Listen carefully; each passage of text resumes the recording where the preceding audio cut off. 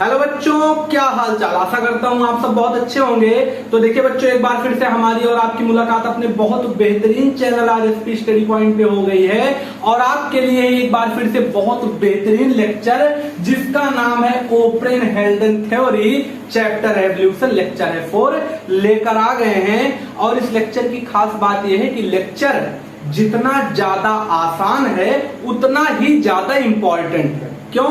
Evolution chapter में कुछ ही topic ऐसे हैं जो बोर्ड में बच्चों से पूछे जाते हैं। पढ़ा तो आपको पूरा नीट का लेवल का रहे हैं। नीट का अगर आप लोग कंपटीशन लेवल में जाएंगे पेपर देने तो ये तो गारंटी है कि एक भी क्वेश्चन इससे बाहर जा नहीं सकता। लेकिन फिर भी आप लोग बोर्ड के बच्चे हैं, हम अपने स्लाइड पे डायरेक्ट लिखते हैं थंबनेल पेज पे कि बोर्ड के लिए क्लासेस चल रही हैं। तो बोर्ड के ही बच्चे मतलब आप लोग ही हो सकता है, आप में से कई सारे बच्चे अगले साल नीट का पेपर दें, नीट में बैठे। तो इस हिसाब से आपको पढ़ा रहे हैं कि आपका लेवल किसी भी प्रकार से डिस्टर्ब ना होने पाए। तो आइए शुरू करते हैं अपना एक बार फिर से नया टॉपिक जिसका नाम है Oparin Haldane theory. ओप्रेन Haldane theory में क्या है, दो साइंटिस्ट थे, एक का नाम था ओप्रेन, एक का नाम था हेल्डन। मिस्टर ओप्रेन और मिस्टर हेल्डन दोनों पक्के साथी, करीबी मित्र, बहुत घनिष्ठ मित्रता थी दोनों में। और साथ ही साथ दोनों लोग एक ही चीज पे जुड़े थे। किस चीज पे? दोनों लोग सर्च कर रहे थे कि आखिर पृथ्वी की उत्पत्ति कैसे हुई, मतलब ओरिजिन ऑफ अर्थ कैसे हुई, अर्थ पे लाइफ कहां से आया, लाइफ आया तो शायद वो पहला जीव कौन सा था जो हमारे पृथ्वी पे आया था, और भी तमाम चीजें उसी से जुड़ी हुई ये सब खोज रहे थे। अच्छा, खोज रहे थे, बहुत अच्छी बात है भैया, खोज रहे थे। लेकिन खोजते खोजते इन्होंने क्या काम किया, बहुत पहले के समय के साइंटिस्ट थे, मतलब शायद 1800 कंफर्म नहीं है, बाकी 1800 के आसपास के लोग साइंटिस्ट थे। तो जिस समय ये आए थे उस समय केवल दो ही थ्योरी दी गई थी। कौन कौन सी थ्योरी? थ्योरी मतलब होता है मान्यताएं, वही मान्यताएं जो कि आपने किसी से सुना और आप उसको पढ़ें। मतलब जैसे कोई अपने जीवन की पूरी कहानी बताया, या कोई गया था कहीं घूमने, वहां की कहानी बता दिया और उसको कहानी ना कह के उसको थ्योरी कहते, वही है थ्योरी। तो इनके पहले दो ही थ्योरी आई थी कि पृथ्वी आखिर बनी कैसे, पृथ्वी पे जीव आए कैसे। वो दो थ्योरी कौन सी थी भैया? एक थ्योरी थी थ्योरी ऑफ अबायोजेनेसिस। अच्छा, अबायोजेनेसिस दो साइंटिस्टों ने दिया था, या उनको आप फिलोसफर या दार्शनिक कह सकते हैं। वो साइंटिस्ट तो नहीं ही हो सकते। क्यों?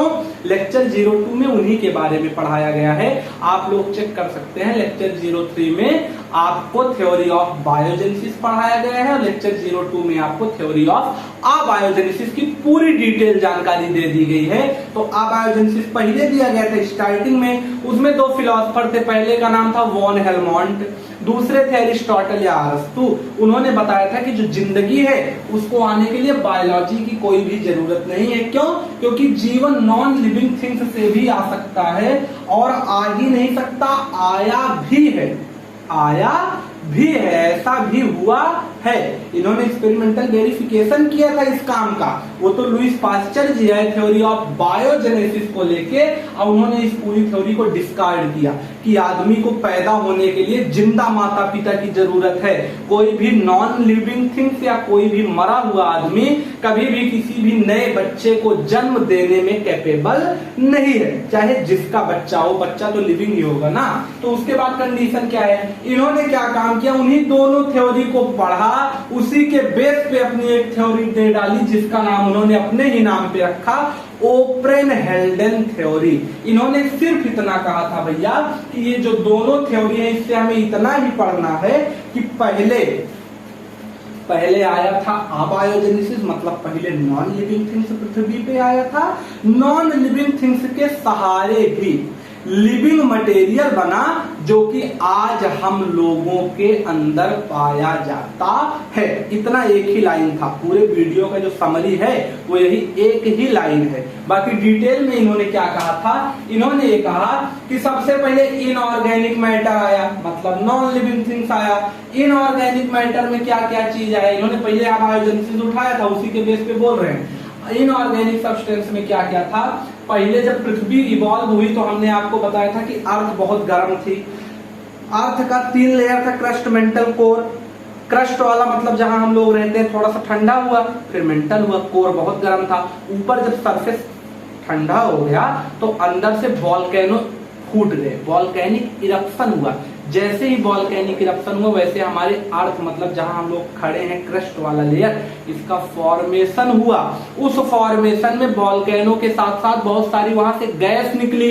कौन सी गैस निकली? कुछ गैस थी जैसे carbon, hydrogen, oxygen, nitrogen, sulphur और बहुत सारा वाटर वेपर उससे निकला।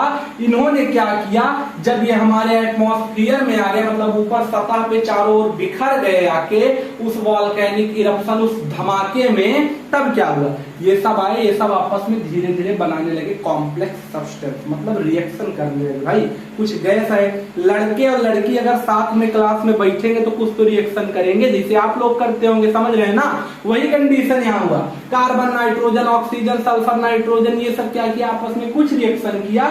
रिएक्शन क्या किया, इन्होंने आपस में रिएक्ट करके कुछ कॉम्प्लेक्स सब्सटेंसेस बनाए। जैसे कार्बन ऑक्सीजन ने मिलकर कार्बन डाइऑक्साइड बनाया, कार्बन हाइड्रोजन ने मिलकर मीथेन बनाया, नाइट्रोजन हाइड्रोजन ने मिलकर अमोनिया बनाया, सल्फर ऑक्सीजन ने मिलकर सल्फर डाइऑक्साइड, नाइट्रोजन ऑक्सीजन ने मिलकर नाइट्रोजन डाइऑक्साइड, बहुत सारी गैसेस बना ली। ठीक, फिर हुआ यही गैस जब बनी भैया आपस में, इन्होंने अपने को कन्वर्ट कर लिया, मतलब अपने में और सुधार लाया। और सुधार लाया तो इन्होंने बहुत जरूरी चीज बनाया जो हमें जिंदा रखने में काम करता है बेसिक लेवल पे। पहला चीज बनाया प्रोटीन, दूसरा चीज बनाया फैट, तीसरा चीज बना दिया न्यूक्लिक एसिड। न्यूक्लिक एसिड मतलब डीएनए और आरएनए, जो कि हमारे सेल का बेसिक नीड है। जैसे अगर आप लोग पूरे घर में वायरिंग करवा दें लेकिन अपने घर के केबल, अपने घर के तार को अपने कॉलोनी के ट्रांसफार्मर से कनेक्ट ना करवाएं तो कितना भी आप लोग रंग रंग का लाइट लगवा लीजिएगा अपने घर में, लेकिन एक भी बल्ब बिना करंट के जलेगा नहीं। वैसे हमारे सेल का जो बेसिक जेनेटिक मटेरियल है जिसका नाम है डीएनए, आरएनए, वो यहीं से बना था न्यूक्लिक एसिड। उसमें भी पहले आरएनए बना तब डीएनए बना। क्यों? क्योंकि पहले पृथ्वी पे बैक्टीरिया आए थे। ऐसा थोड़ी हम लोग डायरेक्ट फाट पर यहाँ पे आके, ऐसा नहीं है भैया। पहले छोटे माइक्रो ऑर्गेनिज्म आए थे, बैक्टीरिया, वायरस, ये सब आए थे। तो पहले आरएनए बना फिर डीएनए। अच्छा, ये सब था बायोजेनेसिस, मतलब क्या, नॉन लिविंग, यहाँ तक गैसोस तक इन्होंने ही कुछ लिविंग चीज को बनाया। तो लिविंग चीज जब बन गए तो क्या हुआ, बायोजेनेसिस शुरू हो गया। बायोजेनेसिस तो थ्योरी दोनों मिल रही है। बायोजेनेसिस मतलब जिसमें लिविंग चीज की बात हो, तो डीएनए आरएनए सब तो लिविंग ही है ना। इससे क्या हुआ, लाइफ फॉर्म हो गई, जिंदगी मतलब शुरू हो गई इस पृथ्वी पे। उसमें क्या हुआ, सबसे पहली बार अर्थ पे बने प्रोटोबायोन्ट्स। क्या बने, प्रोटोबायोन्ट्स। प्रोटोबायोन्ट्स मतलब क्या होता है, प्रोटोबायोन्ट्स मतलब इतना ही आप लोग समझिए कि वो जीव जो शुरुआती दिनों के पृथ्वी पे पहली बार बने थे, या वो जो पृथ्वी पे पहले जीव थे, उन्हें हम लोग कहते हैं प्रोटोबायोन्ट्स। कौन थे, कुछ बैक्टीरिया। बैक्टीरिया में कौन, chemo heterotroph, chemo autotroph, chemo phototroph. फिर उनसे सबसे ये कीमो, जिसमें लगे, कीमो क्या है, कीमो है केमिकल से चलने वाले।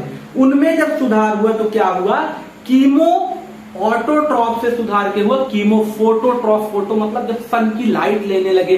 सनलाइट कौन लेगा, प्लांट लेंगे, तो बना सिंपल फोटो ऑटोट्रॉप, मतलब प्लांट बन गए हमारे पृथ्वी पे, प्लांट आ गए। लेकिन आए कहां से, प्रोटोबायोन्ट्स से आए, मतलब शुरुआती दिनों में जो भी बैक्टीरिया आए थे, या ब्लू ग्रीन एल्गी, या उसी को हम लोग साइनोबैक्टीरिया कहते हैं, जिसे आप लोग शुद्ध हिंदी में भैया क्या कहते हैं, शुद्ध हिंदी में कहते हैं काई। क्या कहते हैं, काई। जो आपको आपके घर में या जहां भी पानी इकट्ठा हो जाए, नदी वदी के ऊपर पूरा एल्गल ब्लूम के फॉर्म में दिखता है, पूरी नदी हरी हरी दिखती है, उसे हम लोग क्या कहते हैं, काई। वही इस पृथ्वी पे आने वाले पहले जो फोटोसिंथेसिस करते थे और जिन्होंने पृथ्वी पे पहली बार ऑक्सीजन दिया था, ऐसे जीव यही थे। ठीक, फिर क्या हुआ, उसके बाद जब ये सब आ गए तो इन्होंने बनाने लगे क्या, ये सब वाटर वेपर मतलब H2O जो था, H2O पानी में होता ही है काई, काई ने क्या किया, H2O को खाना शुरू किया, जैसे खाने लगे वैसे क्या हुआ, काई मतलब साइनोबैक्टीरिया के आने के पहले पूरा एटमॉस्फेयर में क्या था, सिर्फ और सिर्फ अलग अलग गैस थी, ऑक्सीजन नहीं था। लेकिन H2O में तो ऑक्सीजन था, उसने H को अलग किया, O को अलग किया, H को अलग किया, O को अलग किया, ऐसे करते करते करते करते क्या हुआ, पूरा एटमॉस्फेयर हमारा ऑक्सीडाइजिंग मतलब चारों तरफ ऑक्सीजन ही ऑक्सीजन फैल गया। और इतना होने के बाद बहुत अच्छा काम ये हुआ, जहां ऑक्सीजन फैल गया वहां एनर्जी भी ऑटोमेटिक आ गई। तो उन्होंने क्या किया, सोर्स ऑफ एनर्जी को डेवलप किया। उसमें कुछ चीज की जैसे लाइट एनर्जी का यूज, यूवी रेज जो डायरेक्ट सन से आती है पर खतरनाक होती है, और हाई टेम्परेचर जो इनको सनलाइट से मिलता था, उसी से H2O को तोड़ के ऑक्सीजन फैला दिए चारों तरफ। इतना तो हो गया पूरा बवाल। अब इसमें एक चीज और क्या है, इसमें एक चीज ये है, पहली बार ऑर्गेनिक सब्सटेंस, जो पहला ऑर्गेनिक सब्सटेंस बना था वो क्या था, क्वेश्चन आता है पेपर में, ठीक, कह रहा है फर्स्ट ऑर्गेनिक सब्सटेंस जो हमारे अर्थ पे बना वो था मीथेन, याद कर लीजिएगा। फर्स्ट इनऑर्गेनिक सब्सटेंस जो बना वो था अमोनिया, ये याद कर लीजिएगा। एक चीज और जान लीजिए, मीथेन से ही, मीथेन ने जब भैया ऑक्सीजन से रिएक्शन किया तब बना क्या, मीथेन का C हो गया, ऑक्सीजन का O2 हो गया, और H4 जो था वो अलग हो गया। तो यहां से बना कार्बन डाइऑक्साइड। कोई भी पूछे पहले कार्बन डाइऑक्साइड बना, पहले मीथेन, तो कह दीजिएगा मीथेन। तो कार्बन डाइऑक्साइड कहां से बना, मीथेन से ही बना, ऑक्सीजन को अपने अंदर ऐड करके हाइड्रोजन को निकाल दिया। कैसे, केमिस्ट्री वाले मास्टर से पूछिएगा, वो समझाएगा, बाकी हम बायो वाले हैं, ठीक। उसके बाद दूसरा क्या है, अमोनिया ने क्या बनाया, अमोनिया क्या चीज है, अमोनिया से भैया हमारा बना क्या, कोई भी पूछे नाइट्रोजन कैसे बना, तो कह दीजिएगा अमोनिया ने O2 से रिएक्शन किया और NO2 बना लिया, और इसमें क्या था H3, इसको बाहर निकाल दिया, यहां से हमारा नाइट्रोजन बन गया। बता दीजिएगा, अरे इतना बता दीजिए जो सुने डर जाए बिल्कुल, हाँ लड़का पढ़ा लिखा है, ठीक। फिर क्या हुआ, उसके बाद इन्होंने एक किया बायोलॉजिकल एवोल्यूशन, छोटा सा एक्सपेरिमेंट, एक कप में, ये कप बनाए, हमारी ड्राइंग थोड़ी हैवी है, आप लोग समझ लीजिएगा।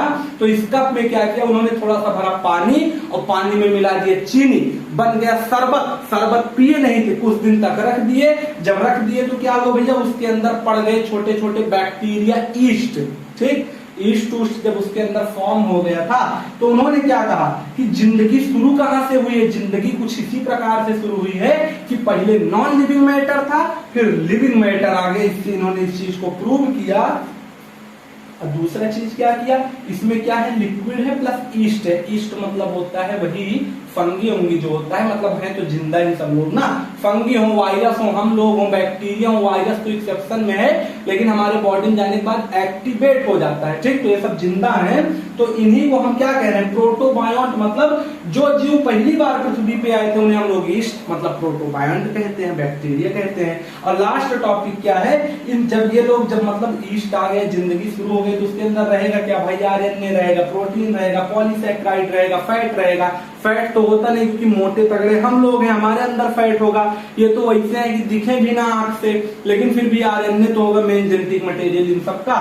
और इसको याद रखिएगा, ओपरेन हेल्डेन में ऐसे कौन साइंटिस्ट थे जिन्होंने इस कप वाले पानी को एक टर्म दिया था। इन्होंने जब इसको देखा, इन्होंने कहा ये तो ऐसे लग रहा है जैसे मैगी होगी हम लोग बना के रखे हो, मतलब हॉट डाइल्यूट सूप, सूप पिया जाता है ना, तो हॉट डाइल्यूट सूप, ये टर्म किसने दिया था, इस टर्म को दिया था हेल्डन ने। किसने दिया था, हेल्डन ने।